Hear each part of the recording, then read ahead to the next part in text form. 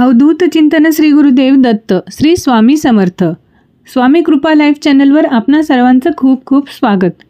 आजचा हा व्हिडिओ बनवण्यामागचा उद्देश म्हणजे आज मी एक स्वामी भक्त खूप खूप खुश आहे आणि माझ्याप्रमाणेच तुम्हाही सर्व भक्तगणांना अशाच आनंदाचा मार्ग भेटावा यासाठी मार्गदर्शन व्हावे, त्या निमित्ताने मी हा एक छोटासा व्हिडिओ बनवून तुमच्यासोबत शेअर करत आहे।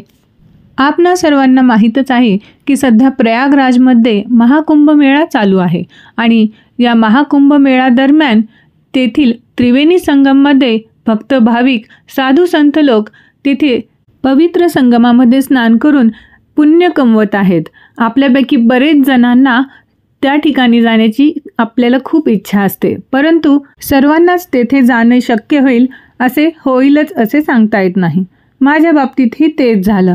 मला स्वतःला महाकुंभ मेळ्यामध्ये जाण्याची खूप तीव्र अशी इच्छा होती।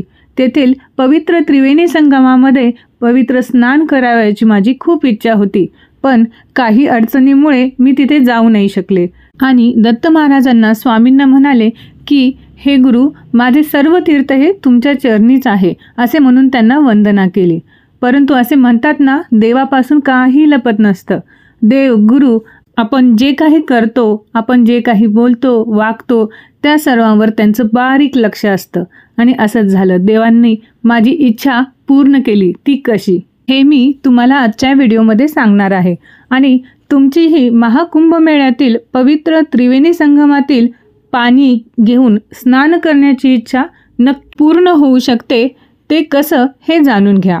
तर झालं काय, आमचे काही जे गुरुबंधू आहेत ते या महाकुंभ मेळ्यामध्ये जाऊन तिथे पवित्र स्नान करून आले आणि त्यांनी येताना त्या पवित्र गंगा, यमुना आणि सरस्वती या त्रिवेणी संगमातील पाणी ते तीर्थ म्हणून आणले होते। आणि बघा किती छान योग आहे।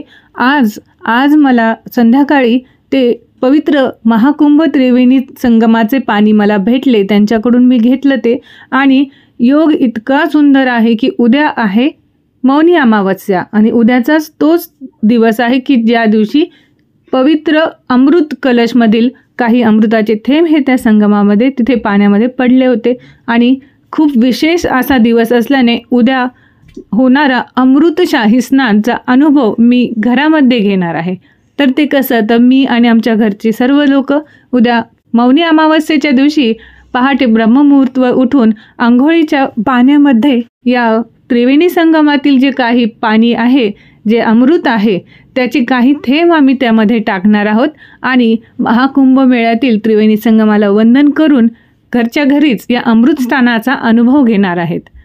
तर तुमच्यासोबत हा आनंद शेअर करण्यामागचं कारण म्हणजे काय, तर तुम्ही देखील या पवित्र स्नानाचे अनुभव घेऊ शकता। कारण अजून महाशिवरात्रीपर्यंत जवळपास 1 महिना हा महाकुंभ मेळा चालणार आहे आणि त्या दरम्यान तुमच्या जवळपासचे, तुमच्या ओळखीचे, तुमच्या परिवारातील किंवा शेजारी पाजारी असलेले कुणी देखील जर या महाकुंभ मेळ्यामध्ये जात असतील तर तुम्ही त्यांना येताना तुमच्यासाठी तेथील थोडेसे संगमातील पाणी तीर्थ म्हणून बॉटलमध्ये आणण्यासाठी सांगू शकता आणि अशा प्रकारे तुम्हाला त्या महाकुंभ मेळ्याचा अनुभव, पवित्र संगमातील अमृत शाही स्नानाचा अनुभव हा तुम्हाला घेता येऊ शकतो। हे पहा, स्थान महिमा तर सर्वोत्कृष्टच असतो।